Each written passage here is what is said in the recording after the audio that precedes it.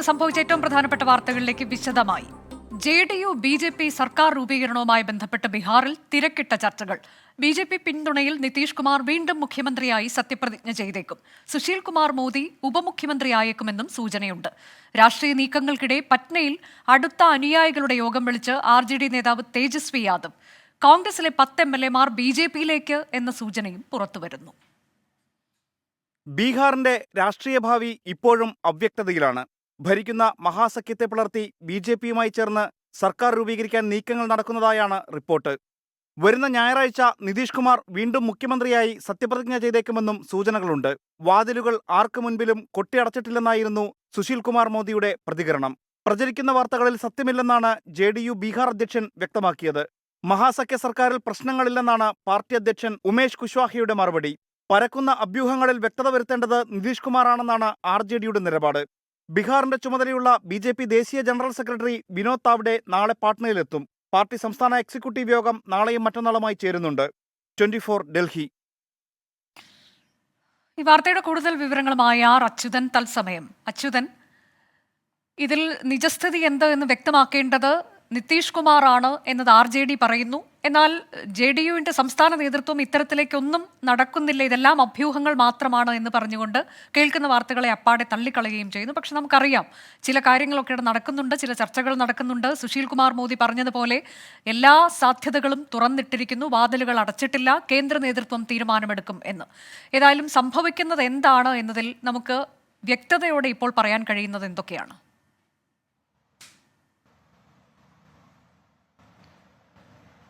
അനുജ, ബീഹാർ രാഷ്ട്രീയത്തിലെ സസ്പെൻസ് അതങ്ങനെ തന്നെ തുടരുന്നുണ്ട്. പക്ഷേ അത് തുടരുമ്പോഴും പല തിരക്കിട്ട ചർച്ചകൾ ഇപ്പോഴും സംസ്ഥാന കേന്ദ്രീകരിച്ച് നടക്കുന്നുണ്ട്. ഇന്ന് തേജസ്വി യാദവ് അദ്ദേഹത്തിന്റെ അടുത്ത അനുയായികളുമായിട്ട് പാട്നയിലെ ഔദ്യോഗിക വസതിയിൽ ഒരു യോഗം ചേരുകയാണ്. പ്രധാനമായും ഇതിൽ നോക്കിക്കാണേണ്ടത് ഈ കഴിഞ്ഞ ദിവസങ്ങളിൽ നിതീഷ് കുമാർ നടത്തിയ പ്രതികരണങ്ങളാണ്. അത് RJDയെ ലക്ഷ്യം വെച്ചുള്ളതും ഒപ്പം കോൺഗ്രസിനെ ലക്ഷ്യം വെച്ചുള്ള പ്രതികരണങ്ങൾ നിതീഷ് കുമാറിന്റെ ഭാഗത്തുനിന്ന് ഉണ്ടായിരുന്നു. അതിൽ RJDക്ക് അതിയായ അതൃപ്തിയുണ്ട്. ഇന്ന് രാവിലെ റിപ്പബ്ലിക് ദിനാഘോഷത്തിന്റെ ഭാഗമായി ഇരുവരും ഒരു വേദിയിലെത്തിയപ്പോഴും മുഖം കൊടുക്കാതെയാണ് ആ പരിപാടിയിൽ പങ്കെടുത്തത്. അത് വലിയ ചർച്ചകൾക്കാണ് വഴിവെച്ചത്. അതിനുശേഷം ഇന്ന് വൈകിട്ട് ഗവർണറുടെ ബീഹാറിലെ ഗവർണറുടെ വസതിയിൽ രാജ്ഭവനിൽ ഈ റിപ്പബ്ലിക് ദിനാഘോഷത്തിന്റെ ഭാഗമായി പരിപാടി ഉണ്ടായിരുന്നു. അതിൽ RJDയിലെ ആരും തന്നെ പങ്കെടുത്തില്ല. അതിൽ നിതീഷ് കുമാറിനോട് എന്താണ് അവർ പങ്കെടുക്കാത്തതെന്ന ചോദ്യത്തിന് അദ്ദേഹം പറഞ്ഞത് പങ്കെടുക്കാത്തവരോട് ആ ചോദ്യം ചോദിക്കുക, അവർ അതിന് മറുപടി നൽകുമെന്നുള്ളതാണ്. അപ്പോൾ ഇതിൽ പ്രത്യക്ഷമായി ഈ ഒരു പിണക്കങ്ങൾ നിലനിൽക്കുന്നതിന്റെ സൂചനകൾ ആ മറുപടികളിൽ നിന്ന് തന്നെ നമുക്ക് വായിച്ചെടുക്കുവാൻ കഴിയും. അതിനിടയിൽ കൂടിയാണ് ഇത്തരമൊരു നീക്കങ്ങൾ, അതായത് മഹാസഖ്യ സർക്കാരിനെ പിളർത്തിക്കൊണ്ട് BJP-യുമായി ചേർന്ന് ഒരു സർക്കാർ രൂപീകരണത്തിലേക്ക് നിതീഷ് കുമാർ കടക്കുന്നു എന്നുള്ള സൂചനകൾ കൂടി വരുന്നത്. അതിന്റെ ഭാഗമായാണ് അദ്ദേഹം ഈ വരുന്ന ഞായറാഴ്ച സത്യപ്രതിജ്ഞ ചെയ്തേക്കുമെന്നുള്ള അഭ്യൂഹങ്ങൾ ശക്തമാകുന്നുണ്ട്. ഒപ്പം സുശീൽ കുമാർ മോദിയുടെ പ്രതികരണം, അതായത് ആർക്ക് മുൻപിലും രാഷ്ട്രീയത്തിൽ ആർക്ക് മുൻപിലും വാതിലുകൾ കൊട്ടിയടച്ചിട്ടില്ല എന്നുള്ളതാണ് സുശീൽ കുമാർ മോദിയും ഈ വിഷയവുമായി ബന്ധപ്പെട്ട് പ്രതികരിച്ചിരിക്കുന്നത്. നാളെ BJP-യുടെ എക്സിക്യൂട്ടീവ് യോഗം നാളെയും മറ്റന്നാളുമായി ചേരുന്നുണ്ട്. അപ്പോൾ അത്തരത്തിലുള്ള തിരക്കിട്ട നീക്കങ്ങളെല്ലാം നടക്കുന്നു.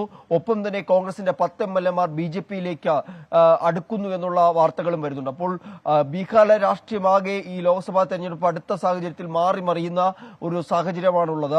ആരൊക്കെ ആർക്കൊപ്പം നിൽക്കും എന്നുള്ളത് ചോദ്യം ഇപ്പോഴും നിലനിൽക്കുന്നുണ്ട്. കാരണം ഈ സഖ്യ സർക്കാരിനെ പിളർത്തിക്കൊണ്ട് JDU വരികയാണെങ്കിൽ RJD പിന്നെ ആ ഭരണം നിലനിർത്താൻ JDUയിൽ നിന്ന് 8ഓളം MLA-മാരെ ഒപ്പം ചേർക്കേണ്ടതുണ്ട്. അങ്ങനെയുള്ള പ്രതിസന്ധികൾ RJDക്ക് മുന്നിലുണ്ട്. ഇനി കോൺഗ്രസിനെയും അടർത്തിക്കൊണ്ടാണ് വരുന്നതെങ്കിൽ ഈ പറഞ്ഞ സർക്കാർ രൂപീകരണം സാധ്യമാവും. BJP-യും JDU-യും ചേർന്നുള്ള സർക്കാർ രൂപീകരണം അത് സാധ്യമായിക്കൊണ്ട് RJD ആ മഹാസഖ്യ സർക്കാരിനെ പിളർത്തുവാനുള്ള സാധ്യതകളും അതിലുണ്ട്. എന്തായാലും ഈ അവസാന നിമിഷങ്ങളിലും പലതരത്തിലുള്ള രാഷ്ട്രീയ നീക്കങ്ങൾ ഇതിന്റെ പിന്നാലെ നടക്കുന്നുണ്ട് എന്നുള്ളതാണ്. പല ചർച്ചകൾ മുറുകുന്നുണ്ട്. എന്തായാലും നേരത്തെ ദേശീയ തലത്തിലായിരുന്നു ഇത് സംബന്ധിച്ചുള്ള ചർച്ചകൾ നടന്നിരുന്നെങ്കിൽ ഇപ്പോൾ കുറച്ചുകൂടി സംസ്ഥാനത്തിലേക്ക് കേന്ദ്രീകരിച്ച ചർച്ചകൾ ചുരുങ്ങിയിട്ടുണ്ട്. കാരണം നേരത്തെ തന്നെ ഡൽഹിയിലെ പല BJP നേതാക്കളുമായി കൂടിക്കാഴ്ചകൾ നടന്നതായുള്ള വിവരങ്ങൾ പുറത്തു വന്നു. അതിനുശേഷം സംസ്ഥാനം കേന്ദ്രീകരിച്ചും പലതരത്തിലുള്ള ചർച്ചകൾ ഇതുമായി ബന്ധപ്പെട്ട് പുരോഗമിക്കുന്നുണ്ട്. RJDയുടെ അടിയന്തര യോഗം തേജസ്വി യാദവ് വിളിച്ചു ചേർക്കുന്നു. നാളെയും മറ്റന്നാളുമായി BJP-യുടെ സംസ്ഥാന എക്സിക്യൂട്ടീവ് യോഗം ചേരാനിരിക്കുന്നു. അത്തരത്തിലേക്ക് നിർണായകമായ ചില യോഗങ്ങൾ കൂടി വരും മണിക്കൂറുകളിൽ നടക്കും. ഇന്ന് സംഭവിച്ച മറ്റൊരു പ്രധാനപ്പെട്ട വാർത്തയിലേക്ക്. തിരുവനന്തപുരം വെള്ളായണിയിൽ 3 വിദ്യാർത്ഥികൾ മുങ്ങി മരിച്ചു. വിഴിഞ്ഞം ക്രൈസ്റ്റ് കോളേജിലെ വിദ്യാർത്ഥികളായ ലിബിനോൺ, മുകുന്ദനുണ്ണി, ഫെർഡിനാൻഡ് എന്നിവരാണ് മരിച്ചത്. വവ്വാമൂല കായലിലാണ് അപകടമുണ്ടായത്. 4 പേരാണ് കുളിക്കാനിറങ്ങിയത്. അഖിൽ ഷാ അൻസാർ വിവരങ്ങളുമായി. അഖിൽ ഷാ, നേരത്തെ നമ്മളോട് പ്രദേശവാസികളൊക്കെ പറഞ്ഞതാണ്, അതായത് സാധാരണ അപകടമൊന്നും ഉണ്ടാകാത്ത മേഖലയാണ്, പക്ഷെ ചെളി നിറഞ്ഞു കിടക്കുകയായിരുന്നു, അത് തിരിച്ചറിയാൻ കഴിഞ്ഞിട്ടില്ല എന്നൊക്കെയുള്ളത്. ഏതായാലും എന്താണ് പ്രദേശവാസികൾക്ക് പറയാനുള്ളത്? മൃതദേഹം ഇപ്പോൾ എവിടെയാണ്? ആശുപത്രിയിലേക്ക് മാറ്റിയിരുന്നു നേരത്തെ തന്നെ, ഇപ്പോൾ എവിടെയാണ്?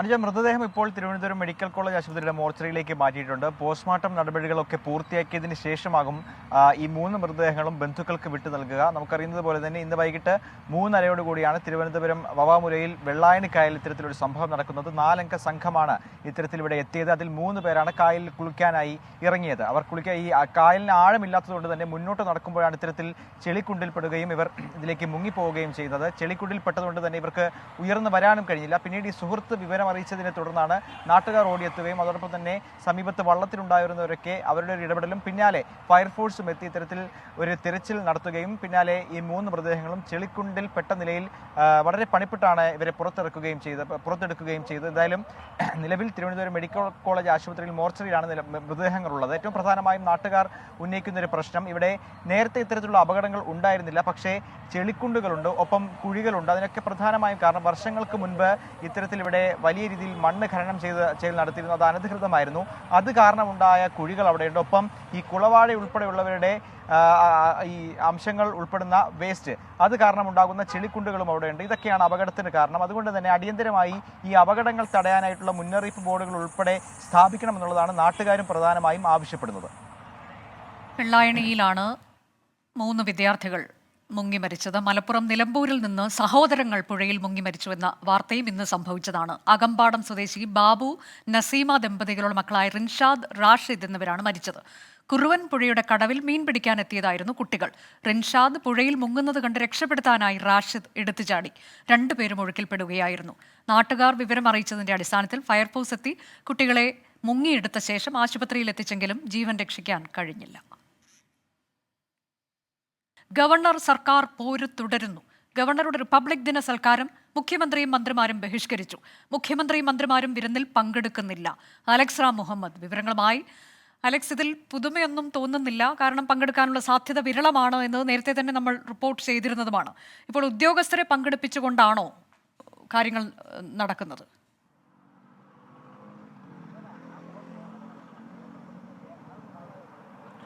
അനുജ, സർക്കാരും അതുപോലെ ഗവർണറും തമ്മിലുള്ള പോര് തുടരുന്നു എന്ന് തെളിയിക്കുന്ന സംഭവ വികാസങ്ങൾ തുടരുന്നു ഒന്നൊന്നായി എന്നുള്ളതാണ് ഏറ്റവും പ്രധാനപ്പെട്ട കാര്യം. ഇന്ന് രാവിലെ റിപ്പബ്ലിക് ദിന പരേഡ് കണ്ടതാണ്. ആ പരേഡിൽ മുഖ്യമന്ത്രിയും അതുപോലെ ഗവർണറും പരസ്പരം മുഖം കൊടുക്കാതെ അവർ ഇരിക്കുന്നതും ആ അതൃപ്തി അങ്ങനെ തന്നെ വെളിപ്പെടുത്തുന്നതും നമ്മൾ കണ്ടാണ്. അതിന് പിന്നാലെ ഇതാ റിപ്പബ്ലിക് ദിന വിരുന്നിൽ, അത് റിപ്പബ്ലിക് ദിനത്തോടനുബന്ധിച്ച് ഗവർണർ രാജ്ഭവനിൽ ഒരുക്കുന്ന വിരുന്നാണ്. അറ്റ് ഹോം എന്നാണ് അതിന് പേര്. ഏതാണ്ട് 900 പേർക്കോ 1000 പേർക്കോ അകത്ത് ക്ഷണമുണ്ട്. രാജ്ഭവൻ ക്ഷണിച്ചിരുന്നു, അവർക്ക് പ്രത്യേക ഇൻവിറ്റേഷൻ പ്രകാരം ക്ഷണിച്ചിരുന്നവരാണ്. ആ വിരുന്ന് സൽക്കാരത്തിലേക്ക് മുഖ്യമന്ത്രി, സംസ്ഥാനത്തെ മന്ത്രിമാർ, MLA മാർ തുടങ്ങി പ്രധാനപ്പെട്ട ഉദ്യോഗസ്ഥർ, ജീവനക്കാർ, കേന്ദ്ര സർക്കാർ ജീവനക്കാർക്കൊക്കെ ക്ഷണമുണ്ടായിരുന്നു. അതിൽ മുഖ്യമന്ത്രിയും മന്ത്രിമാരും പങ്കെടുക്കുന്നില്ല എന്നുള്ളതാണ്. 6:30 മണിക്കാണ് ആ വിരുന്ന് സൽക്കാരം നിശ്ചയിച്ചിരുന്നത്. 6:45 കഴിയുന്നു, 6:50 അടുക്കുന്നു. ഈ സമയം വരെയും മന്ത്രിസഭയിൽ നിന്ന് ആരും ഇവിടേക്ക് എത്തിയിട്ടില്ല, രാജ്ഭവനിലേക്ക് എത്തിയിട്ടില്ല എന്നുള്ളതാണ് ഏറ്റവും പ്രധാനപ്പെട്ട കാര്യം. സംസ്ഥാന സർക്കാരിൻ്റെ ഭാഗമായി ചില ഉദ്യോഗസ്ഥർ മാത്രമാണ് ഈ വിരുന്ന് സൽക്കാരത്തിൽ പങ്കെടുക്കുന്നത്. മറ്റു സമൂഹത്തിൻ്റെ വിവിധ തുറകളിൽ നിന്ന് ഗവർണർ ക്ഷണിച്ചവരും ഈ വിരുന്ന് സൽക്കാരത്തിന് എത്തിച്ചേർന്നിട്ടുണ്ട്. ഒപ്പം കേന്ദ്ര സർക്കാർ ജീവനക്കാരും അതുപോലെ വിവിധ സേനകളുടെ ഉദ്യോഗസ്ഥരുമൊക്കെ ഈ വിരുന്ന് സൽക്കാരത്തിൽ പങ്കെടുക്കുന്നതിന് വേണ്ടി രാജ്ഭവനിൽ എത്തിച്ചേർന്നിട്ടുണ്ട്. പക്ഷേ മന്ത്രിമാരില്ല, ഒപ്പം മുഖ്യമന്ത്രിയില്ല, പ്രധാനപ്പെട്ട MLA മാരൊന്നുമില്ല. ഭരണപക്ഷത്തെ പ്രധാനപ്പെട്ട ചില MLA മാരോട് നമ്മൾ സംസാരിച്ചപ്പോൾ എന്താണെങ്കിലും അതിന് ക്ഷണമുണ്ട്, പോകാൻ സാധ്യത വളരെ കുറവാണ് എന്നൊരു പ്രതികരണമാണ് അവരുടെ ഭാഗത്തു നിന്നുണ്ടായത്. എന്താണെങ്കിലും അത്തരത്തിൽ ഈ ഗവർണർ ഒരുക്കിയ റിപ്പബ്ലിക് ദിന വിരുന്ന് സൽക്കാരം സർക്കാർ അത് മുഖ്യമന്ത്രിയും മന്ത്രിമാരും ബഹിഷ്കരിച്ചിരിക്കുന്നു എന്ന് വേണം മനസ്സിലാക്കാൻ. ആ പോര്, ആ അതിർത്തി എത്രത്തോളമെന്ന് വെളിവാക്കുന്നു. കഴിഞ്ഞ ദിവസം നിയമസഭയിലെ നയപ്രഖ്യാപന പ്രസംഗം നമ്മൾ കണ്ടതാണ്. സർക്കാരിനെ സംബന്ധിച്ച് നിയമസഭയുടെ ചരിത്രത്തിലെ അസാധാരണ നീക്കമായിരുന്നു ഗവർണർ നടത്തിയത്. കേവലം അവസാനത്തെ ഖണ്ഡിക മാത്രം വായിച്ച് നയപ്രഖ്യാപന പ്രസംഗം 1 മിനിറ്റും 20 സെക്കൻഡിലും ഒതുക്കിയ ഗവർണറുടെ നടപടിയിൽ അക്ഷരാർത്ഥത്തിൽ മുഖ്യമന്ത്രിയും അതുപോലെ മന്ത്രിമാരും സർക്കാരും സഭയിലെ സാമാജികരും ഒക്കെ സ്തബ്ധരായതാണ്.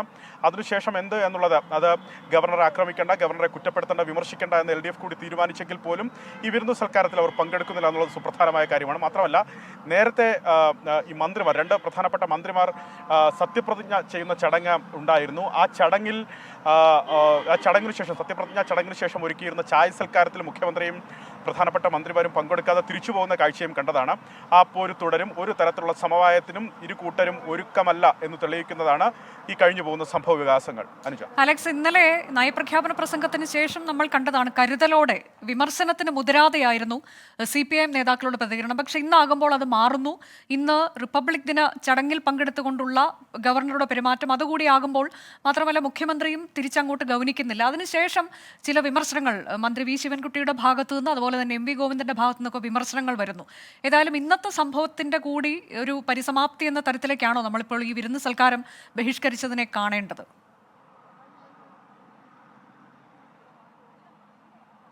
തീർച്ചയായും അത് കഴിഞ്ഞ ദിവസങ്ങളിലായി ഉരുണ്ടുകൂടി നിൽക്കുന്ന രാഷ്ട്രീയ അന്തരീക്ഷത്തിന്റെ പരിസമാപ്തി തന്നെയാണെന്നുള്ള കാര്യത്തിൽ തർക്കമില്ല.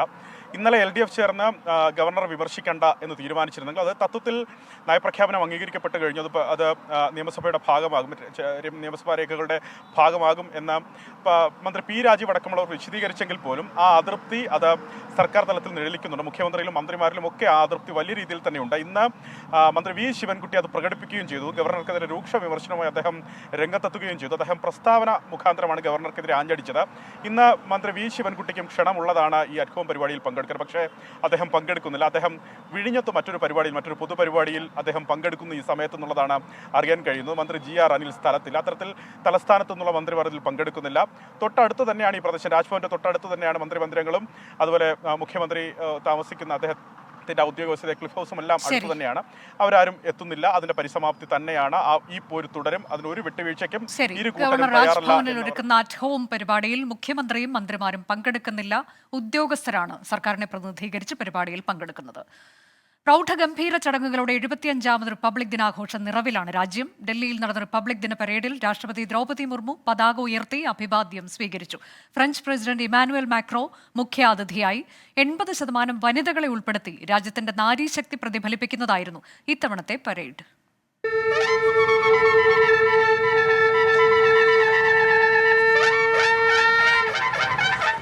റിപ്പബ്ലിക് ദിന പരേഡിൽ ഇത്തവണ അണിനിരന്നവരിൽ 80% വനിതകളായിരുന്നു. സൈനിക ബാൻഡിന് പകരം പരമ്പരാഗത വാദ്യോപകരണങ്ങൾ വായിച്ചുകൊണ്ട് വനിതാ കലാകാരികൾ പരേഡിന് തുടക്കമിട്ടു. കരസേനാ മേജർ സൗമ്യ ശുക്ല ദേശീയ പതാകയേന്തി.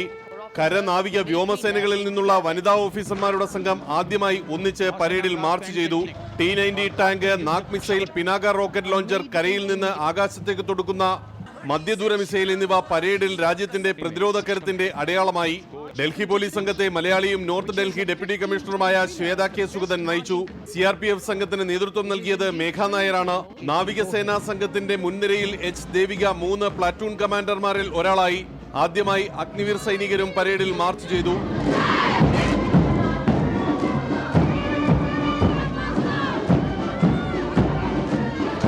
Да, Республика Десис, Celebrance, this is такой nice.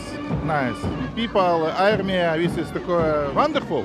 90-അംഗ French സേനാ സംഘം മാർച്ച് ചെയ്തപ്പോൾ ആകാശമാർഗത്തിൽ ഫ്രാൻസിന്റെ 2 റഫാൽ യുദ്ധവിമാനങ്ങളും ട്രാൻസ്പോർട്ട് വിമാനവും ഫ്ലൈ പാസ്റ്റ് നടത്തി. പുരുഷന്മാരും വനിതകളും ഉൾപ്പെട്ടതായിരുന്നു BSF സംഘം. 16 സംസ്ഥാനങ്ങളുടെ അടക്കം 26 ഫ്ലോട്ടുകളാണ് അവതരിപ്പിച്ചത്.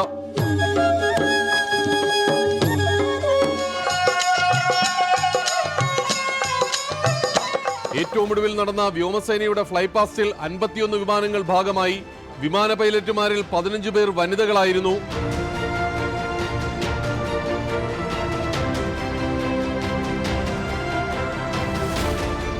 തൊണ്ണൂറ് മിനിറ്റ് നീണ്ട റിപ്പബ്ലിക് ദിന പരേഡ് രാജ്യത്തിന്റെ പ്രതിരോധ കരുത്ത് വിളിച്ചോതുന്നതായിരുന്നു.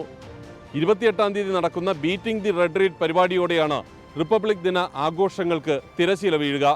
ക്യാമറാമാൻമാരായ ജോഗേഷ് സിംഗിനും മോഹൻകുമാറിനുമൊപ്പം ഡൽഹിയിലെ കർത്തവ്യപഥിൽ നിന്നും ആർ രാധാകൃഷ്ണൻ, 24. പ്രൗഢമായ ആഘോഷ പരിപാടികളോടെ സംസ്ഥാനത്തും റിപ്പബ്ലിക് ദിനാഘോഷം നടന്നു. കേന്ദ്ര സർക്കാരിനെ പ്രകീർത്തിച്ചും സംസ്ഥാന സർക്കാരിനെ പരോക്ഷമായി വിമർശിച്ചുമായിരുന്നു ഗവർണറുടെ റിപ്പബ്ലിക് ദിന സന്ദേശ പ്രസംഗം. ഗവർണർ ആരിഫ് മുഹമ്മദ് ഖാനും മുഖ്യമന്ത്രി പിണറായി വിജയനും തമ്മിൽ തുടരുന്ന നയപരമായ ഏറ്റുമുട്ടൽ സെൻട്രൽ സ്റ്റേഡിയത്തിലെ വേദിയിലും മുഴച്ചുനിന്നു. തൊട്ടടുത്തിരുന്നിട്ടും ചടങ്ങിനിടെ ഇരുവരും മുഖം കൊടുത്തില്ല. 2 വട്ടം കൈകൂപ്പി ഗവർണർ അഭിവാദ്യം ചെയ്തെങ്കിലും മുഖ്യമന്ത്രി ഗൗനിച്ചതേയില്ല. ഇതോടെ ഗവർണർക്കെതിരെ വീണ്ടും വിമർശനം കടുപ്പിക്കുകയാണ് CPIM. 8:59 ഗവർണർ തിരുവനന്തപുരം സെൻട്രൽ സ്റ്റേഡിയത്തിലെ വേദിയിലേക്ക്. മുഖ്യമന്ത്രി എഴുന്നേറ്റു. മുഖ്യമന്ത്രിയുടെ വശത്തേക്ക് നോക്കുക പോലും ചെയ്യാതെ ഗവർണർ പതാകയ്ക്കരികിൽ.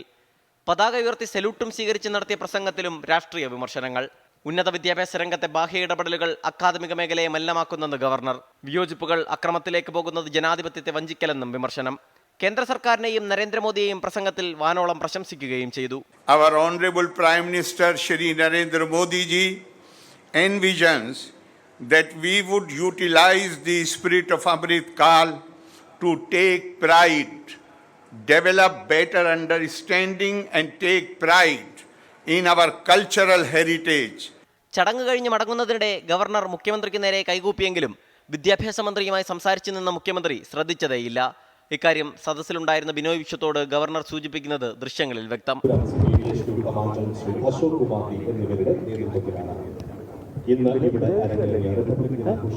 എല്ലാവരെയും അഭിവാദ്യം ചെയ്ത് മുഖ്യമന്ത്രിക്ക് മുന്നിലൂടെ മടങ്ങുമ്പോഴും കൈകൂപ്പിയിരുന്നെങ്കിലും ഇത്തവണ ഗവർണർ മുഖ്യമന്ത്രിയുടെ മുഖത്ത് നോക്കിയില്ല.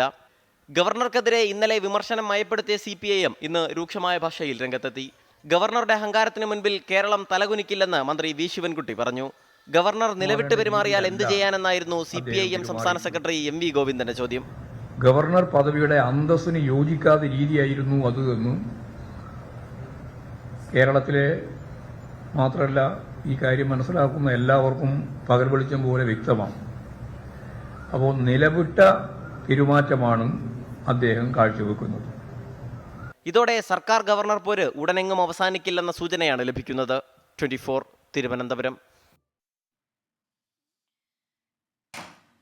ഇനി ഇപ്പോഴത്തെ കാലാവസ്ഥ സമർപ്പിക്കുന്നത് ബർജർ ലോങ് ലൈഫ്. കാലങ്ങളോളം നിൽക്കും.